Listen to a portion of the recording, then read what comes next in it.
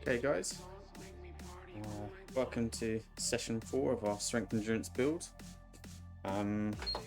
We'll get walking, shall we? I'll just walk you through the session. Got a slightly different session, so you may even want to kind of like listen to this and then kind of go back to the start to kind of give yourself a bit more time on the warm up. And also this is a session that I think lends itself to be done outside, so you might want to think about you switching to the audio recording and performing outside, because we've got some hill reps basically.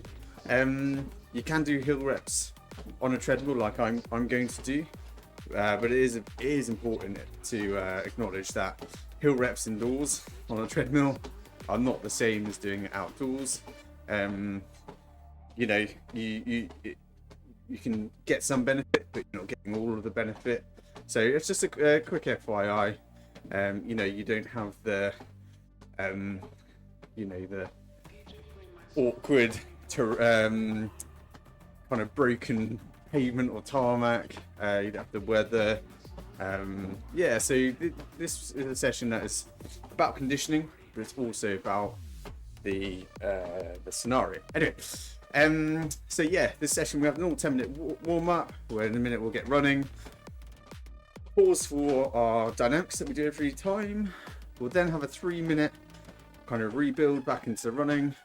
And then we've got some sort of surges that we'll do. So there's a very long warm up this session because the hill reps themselves, they're explosive. They're all about power. I'm going to be talking about power today in our little chat. We're doing 30-second efforts, okay, with 2.5 minutes recovery in between. You don't need to think about pace really at all. It's just 30 seconds full gas, okay. And then what I'm going to do on Zwift is I'll do a 30-second hill effort, and then I'll turn around and we'll do 2.5 minutes just sort of easy walking / jogging back down the hill before we turn around and go again, so you'll get an idea of how to do it. This is a little bit more of it's not a complicated session, but it's a bit more where you need to kind of take ownership of your performance of it. The first rep will be what I like to call a recce rep, where particularly if you're doing it outside, the first rep you want to do kind of like 80% max. Keeping something in reserve, because it's mostly about kind of looking for hazards, gauging actually how hard the hill is that you've chosen, and just kind of like a sighter rep basically. And then the reps after that are just full gas. We've got 6 in total, including that sighter rep. We'll just figure it out together as we go. But let's get running, shall we? And I'm just gonna get my look to the chat. Can I get it up before I have to start running? There we go. Got some notes for the chat. So today's session's all about power and strength. I want to talk about kind of what place that has in running, because I think in endurance running, iron distance running, marathons, ultras, they're really sort of what we think of when we think about endurance running. Little emphasis is often placed on power. We think about base fitness, tempo runs with 5k and half marathon efforts, a lot like we've been doing so far. And don't get me wrong, these are vital for run training for any distance or format. However, runners so often look strength and explosive power, and I kind of see it something only like track athletes do. And I can put it quite simply, really. That thing that keeps you driving your legs up the steep hill when you're shattered, that final burst to the finish line, the acceleration out of a hairpin, that is raw strength and power driving you on. Okay, so just say we're at sort of like 2 out of 10 effort right now, super chill. Okay, it's nice and relaxed, going through our normal sort of checks. Chin is up, shoulders are down, hands are relaxed. Might not be able to drive the knees super strongly at the moment, but we're thinking about it and just making sure that our brain is making a connection with that kind of inner thigh, that front of your knee, and you think about driving it. I'm just going to lift the effort now. Number 2, about 2 or 3. Know the drill by now. So there are formats and scenarios where it's a little bit more obvious that you need strength and power, and there are scenarios where it's just absolutely essential. So in my opinion, cross country, I would suggest cross country requires a huge amount of strength and power, particularly if there's little steep climbs to get over, or it's really boggy and heavy underfoot. It isn't base fitness that kind of gets you up that 15% little kicker. It isn't base fitness that helps you maintain momentum. It's not 5k efforts that kind of get you through that quagmire drive in the knees. That's raw power and leg drive. Now, if you move away from pure running to kind of other sports, power running is present in all manner of other disciplines. Cyclocross, for instance, jumping over hurdles, scrambling up burns, high rocks, those horrible little 1k run laps they do. They're obvious examples of where power running is absolutely essential. Now, there are of course scenarios where it's not so obvious. Scenarios where you think strength and power aren't that important, but actually just as essential. Aspects like technique. I see a lot of kind of technique videos on social media, and they're talking about, foot placement, leaning from the heels, all this. Gotta be honest, I'm not, they're not wrong, but that isn't where to start when it comes to running technique. The place to start is with strength training, not just weights. I mean, strength training in running as well. Because you see the best runners in the world, they have this incredible knee drive where the thigh gets parallel to the floor, and they just look like machines, really graceful machines. Now, for many amateur runners, particularly inexperienced, that knee drive is the stuff of dreams. But it needed me. It's not complicated how they got there. That knee drive, beautiful technique, is born out of inherent strength.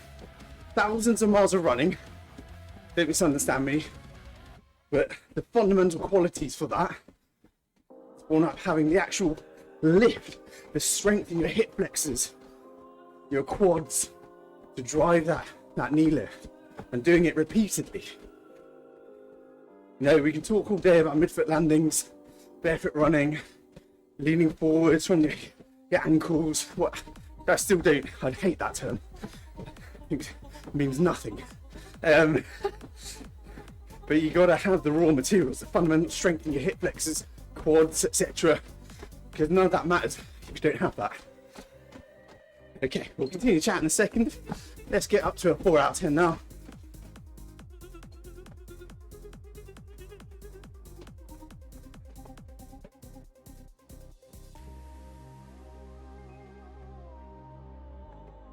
I will continue talking once we've done our dynamics, but for now, let's just focus on the session.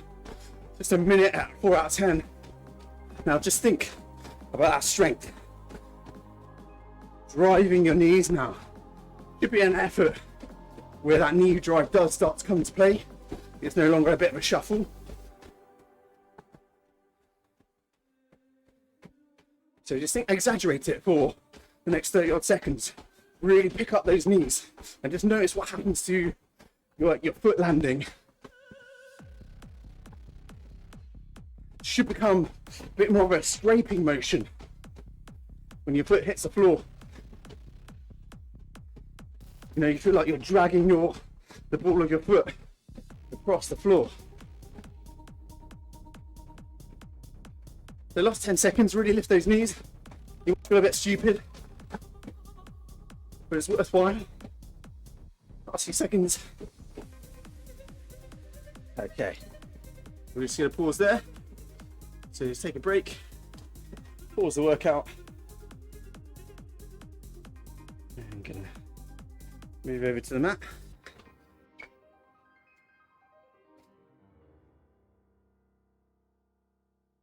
Okay, so starting as always with our calf raises and the heel taps. The feet just sort of hip width apart, right up onto your big toes. Bring those heels together. 2,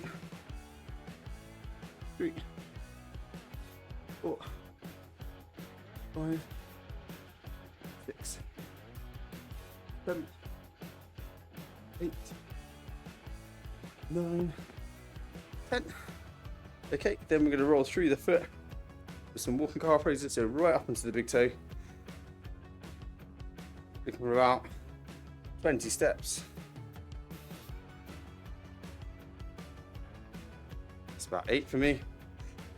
9, 10, 11, 12, 13, 14, 15, 16. This is all about waking up those calves. Incredibly important running muscles. I think that's about 20. Let's call that 20. Okay, standing windmills. Take your legs nice and wide, toes slightly pointed out, arms go up and keep your biceps close to your ears. Chin up, twist to one foot, hinge at the hips, keeping the legs straight. Scoop past the front of the toes, up the other side, back down, all the way to the start. By the way, if you see a big spider behind me, I'm aware that's Alberto, and I have accepted that this is his domain, and should he wish it, I will leave. Absolutely enormous. I tried to get rid of him, but he was too strong. Okay, and with that nonsense, I've completely lost track of how many I've done. Let's say that's 7. No, that'll be 8, 9.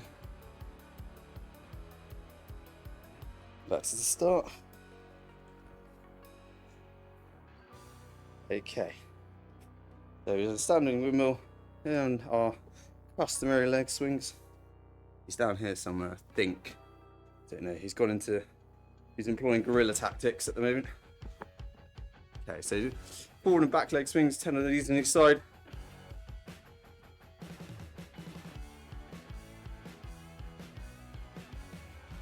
And that's the other side.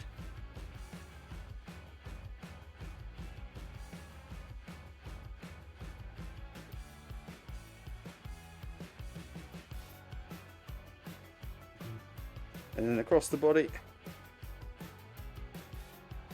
Right in his kingdom now. Half expecting him to. If you've seen Arachnophobia, that ancient kind of 90s movie, that's kind of what I've got in mind. Except with Alberto, you'll just see me kind of disappear.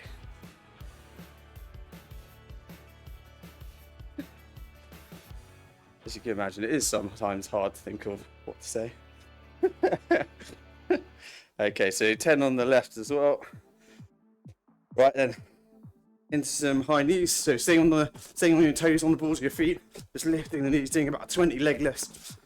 This is the leg drive. So really just think about driving, picking those knees up. Now this is exaggerated, but you take it down just a little notch. You know, that's normal kind of quality run technique. We've got open the gates. 5 of these on each side, 10 in total. 6, 7, 8, 9, 10, and then arm swings. Going forwards, bringing them in close to your ears. Oh, getting a bit tight here today. And that's an important thing to acknowledge. Make sure that you loosen up, because you've spoken about this before. If you're tightening up your body, that can have repercussions for lower down in your body. So you want to be loose all over, and then across the chest, opening up the pectorals and the shoulders and stuff. It'll just help you breathe. You know, we're talking small margins, but it all adds up. Right then, okay, back onto the treadmill, getting ready to go again.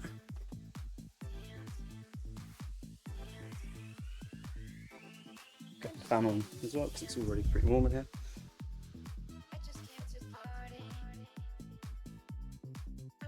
Okay, there we are. So let's just take it, bear with me 1 second whilst I get my notes ready. Okay, so let's get going again. So we've got 3 minutes just building steadily.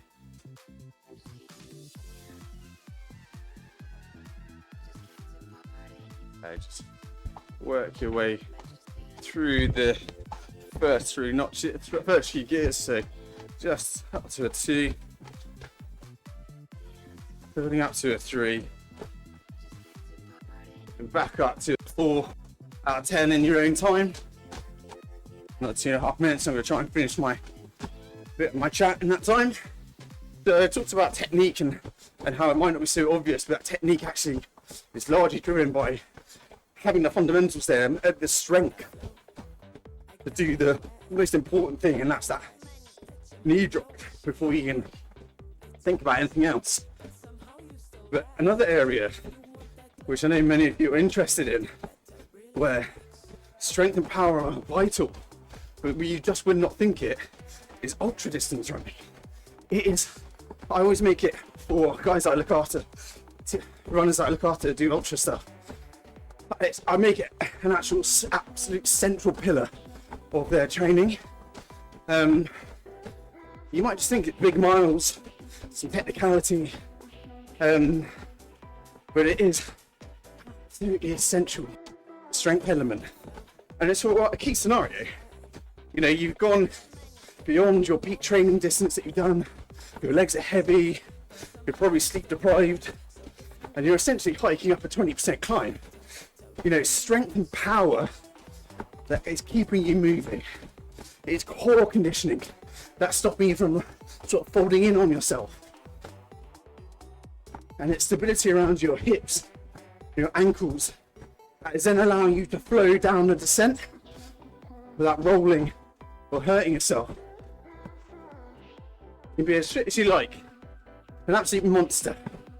But if you've neglected your strength training, you're in for an even longer day than expected, I'm afraid.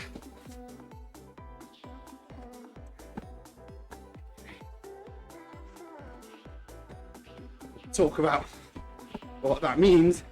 You know, when I'm talking about strength, how do we get stronger? How do we build power? About that. Once we've gotten through these little surges, we've got about 20 odd seconds. It's just going to be 10 seconds on, 6 seconds off.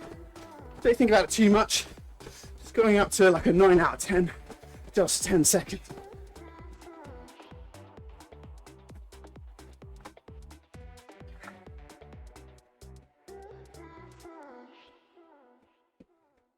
Okay, here we go.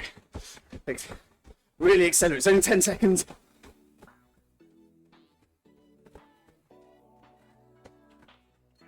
Okay, then it's 30 seconds off. It's back to easy running. This is the downside of doing this on a treadmill. It takes too long for it to get up to speed. I need to go earlier next time.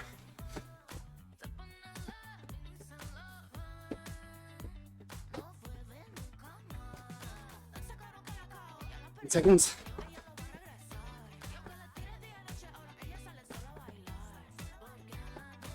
Ready to go. 3, 2, 1. Okay, 10-second acceleration.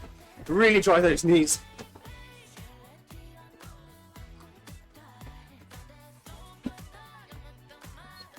Good. Relax. Down to 4 out of 10. One more of those to go.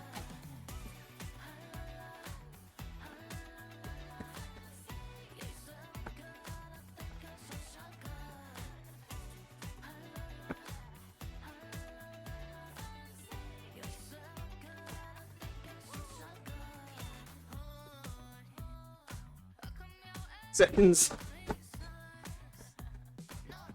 Okay, accelerate. 9 out of 10. 5, 4, 3, 2, 1.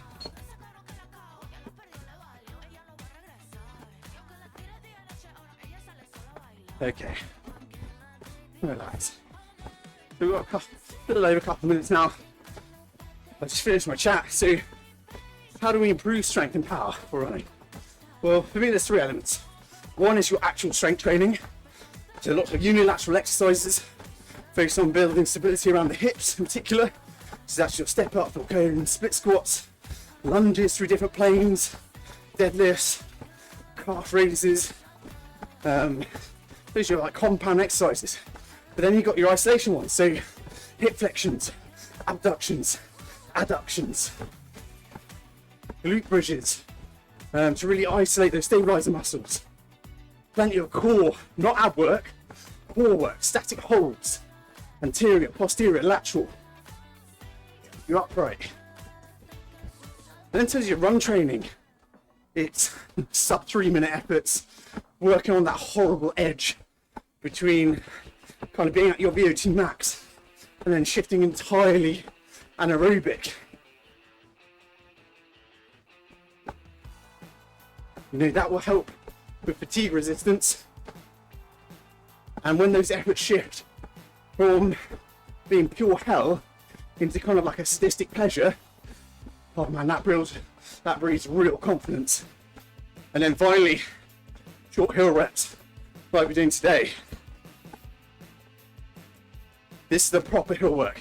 You can do hills in your long runs, but this is where we build the strength. Those sub 60-second efforts where you're giving it everything. Such a great way of building power and speed without the impact of running on the track or doing sprints.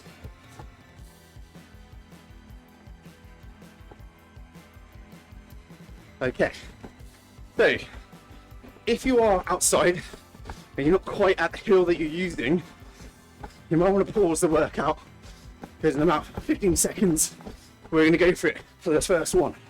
So what I'm going to do is turn my little doodah around and get ready to go. So I'm going to increase the incline and we're going to go. 30 seconds, come on guys.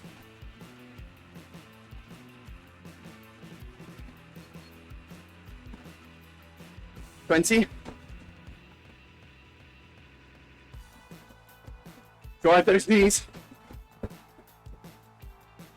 10 seconds. Last side to rep. Remember. 3, 2, 1. Okay. And relax. Down to a walk. We're going to get our breath back first.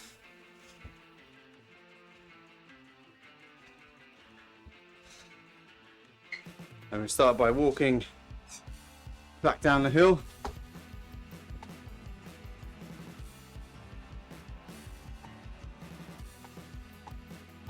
So that first rep is a sighter. Probably, sorry, I didn't give you huge amounts of warning there. I think we were mid-rep before I said that. Apologies about that. But we've got just under 2 minutes now. We're just going to walk a little bit and then in about 4 seconds, just gonna shift into a really light jog back down the hill. Okay, so we've got a minute and 30 seconds before we go again. Now the next one is going full gas. Okay, now we were very much at like a 1 or 2 out of 10, just jogging back down the hill. Don't necessarily need to go back to the start, as long as you've got enough hill to do another 30-second effort. That's all that matters, really. Down, up and down, elevating up, down, up, down, yeah, down, up and down, elevating up and down, up and down, up and down. So as you would have seen, it's a slight added complication when you're doing this on a treadmill, but I think if it is too miserable to go out, it's perfectly legit. You're still getting that 30-second all-out effort in the tank, So it's good from a conditioning perspective,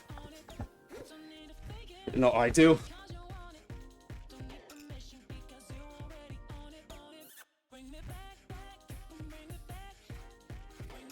So what I'm doing in these sets is about 10 seconds before we go, I'm going to turn around and increase the incline on the treadmill. So 10 seconds to go. I'm going to turn my avatar around, increase the incline, and get ready to accelerate in 3, 2, 1. Okay, 30 seconds. Come on, let's power it now. Drive those knees. Really pick them up. 20 seconds. Halfway. 10. 5, 4, 3, 2, 1.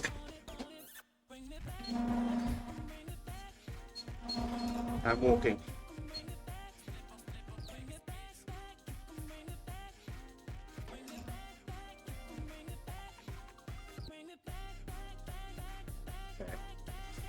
Yeah, turn my avatar around again. Into a walk. Catch the breath.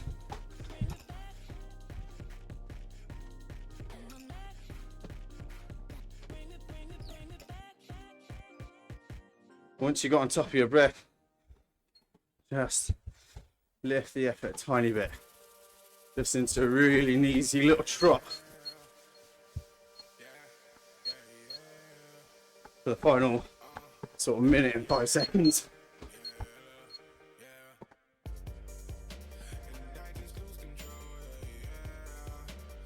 But basically, we need to jog a little bit. To kind of help flush out some of the lactate, but also really to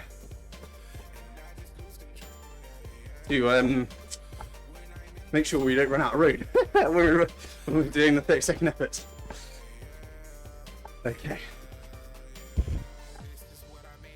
So we've got 4 more of those to do. I love this stuff. Absolutely love these types of efforts. Love the power and explosivity. Much more in my wheelhouse than threshold type effort. Okay. I'm going to turn my little avatar around and increase the gradient. I'm going to get ready to go in 5 seconds. 3, 2, 1.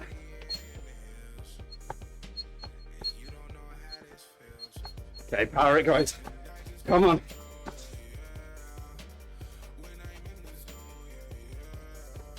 Really drive those knees. 15. 10. 5, 4, 3, 2, 1. Okay. Easing into walk. Just get your breath back.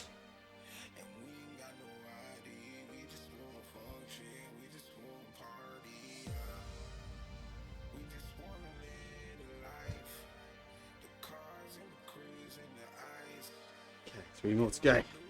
So into a walk.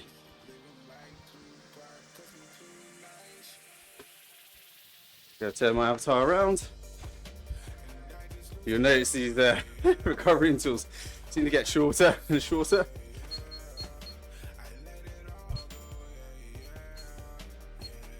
Easing into a very light little jog as we work our way back down the hill.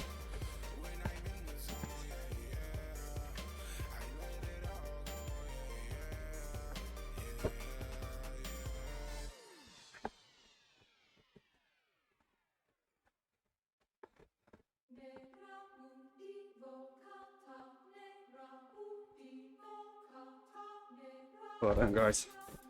3 more left. Not a long session, this one. But if you're doing it right, it's a real burner.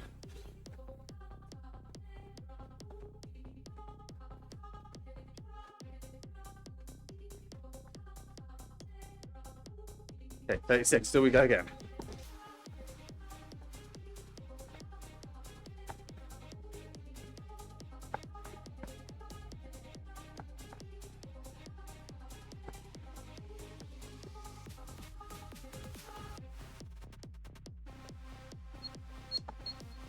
Turn my guy around, ready to go. In 5 seconds. 3, 2, 1, off we go. Come on guys, lift it. Really power now. 30 seconds, full gas effort. 20.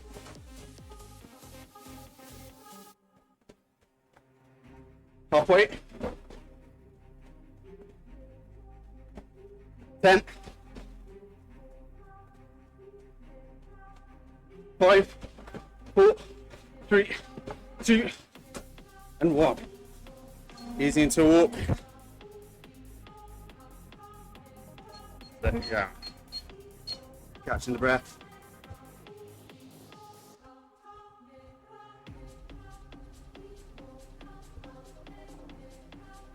Well done, guys.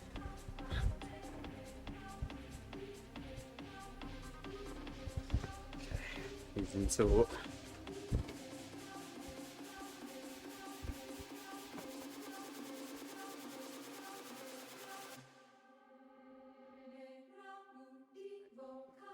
So you got your breath back. It's lifting again into a very, very easy jog slash shuffle. But I hope you can still already start to see how this can build power. Running up a hill, it forces that leg drive. Otherwise you're not going to get off it. And if you're doing it with purpose and power, yeah, the development of those hip flexors and quads, those glutes and hamstrings, yeah, absolutely awesome. Has to be, for me, the best training session for building strength. I do lots of hill reps, and whilst I'm not the greatest distance runner, I am powerful, and that's a source of confidence to me. You've got to hang on to something.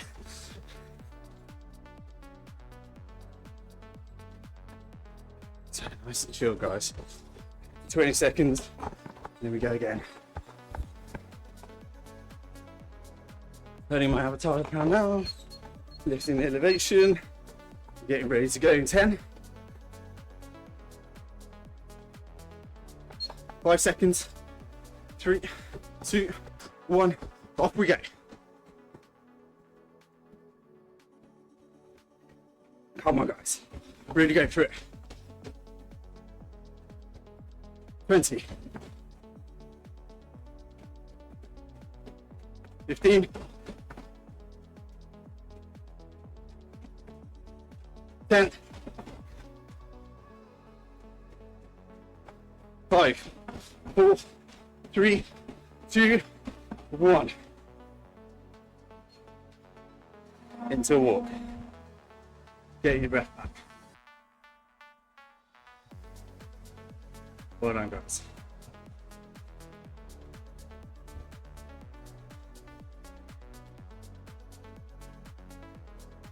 Really well done.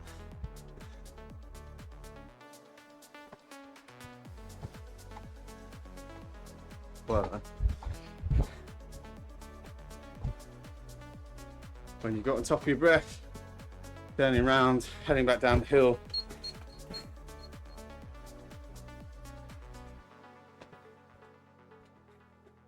And just lifting into a little shuffle.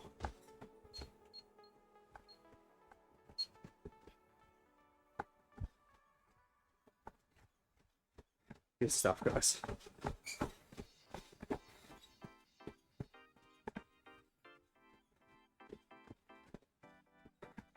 Well, we're doing sessions like this again. So don't worry if, like, you know, it hasn't gone exactly to plan. This is our first attempt at doing this. Hasn't gone to plan for me.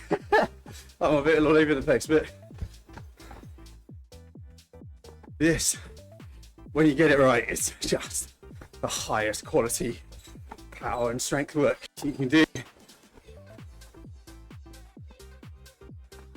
And when it kind of, it never gets easy, but when it gets kind of, as I said earlier, that change between hell and sort of sadistic pain, oh man, it is a really good feeling.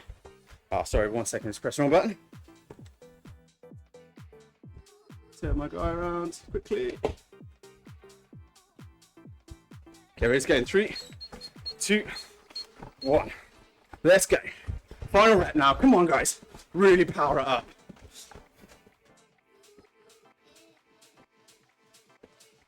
Plenty. Drive those knees.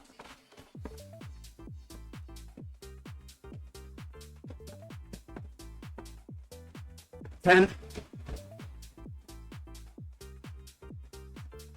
5, 4, 3, 2, and 1. Whee! Okay, just walking. Just walking. Get your breath back.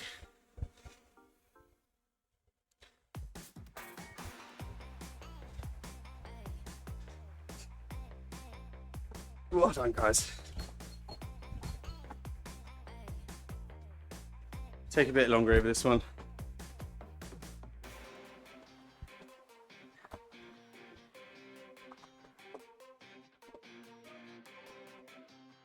So you'll see we're only, 31 minutes in, and we're done basically. The reason for that is, if you now got to run home, maybe the hill's 5-10 minutes away or what have you, you then got time for an easy jog home. Now, take the rest of this minute to walk, and then we're just gonna have a final couple of minutes just walking it out still. So the hard work is done, but take this 2 minutes and the other 2 minutes to walk it out, just bring the heart rate down. Okay, regardless of your scenario where you are. So just a quick little recap of what we talked about.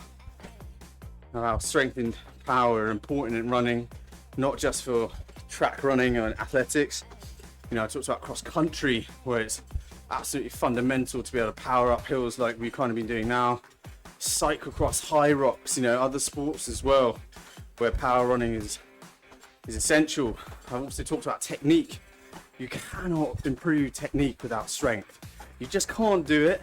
So all this chat about mid-foot running, heel flicks, stride length, you can ignore it until you are confident in your ability to really drive your knees, because that is kind of the thing that leads the stride. You can't change your foot placement if you don't have control over your legs, And then ultra distance running. So many people, it can be really intimidating because you just think it's long all day running in your training, every day. And, there is a high volume of training, don't get me wrong. But I think it's probably not as much as you think. And actually, a massive component of it is building strength, so that when you're fatigued and sleep deprived and having to hike up a 20+% hill or climbing a mountain, you're calling upon that strength, power, that core conditioning. That's where it comes from. That's why the best kind of ultra runners, they're super strong. They're wiry. They look like they haven't got any muscle mass, but they are super strong. Probably not going to win any arm wrestling competitions, but I think if you got them on a power plate, their power production would be very impressive. Their power to weight ratio. And then how to improve your strength and power for running. Well, strength training is a big part of it. That's to kind of give you the materials to work with, the muscle mass, and to build the stability around the hips and the ankles, etc. The sub 3 minute efforts. There's that on the cusp of VO2 max and anaerobic. Your 800 meter efforts or whatever, and then these short power hill reps. They are, in my opinion, the best thing for building running power. And that, guys, is it. So if you Need to run home now. Just nice easy jog, you know, 3 or 4 out of 10, whatever you got left in the tank.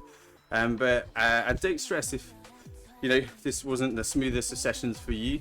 This is our first kind of run through this type of work. You've very much got an idea now, so you can decide for next time whether you want to do it indoors or outdoors.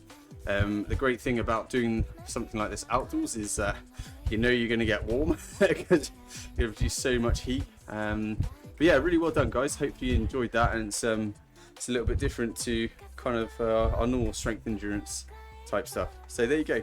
See you next time.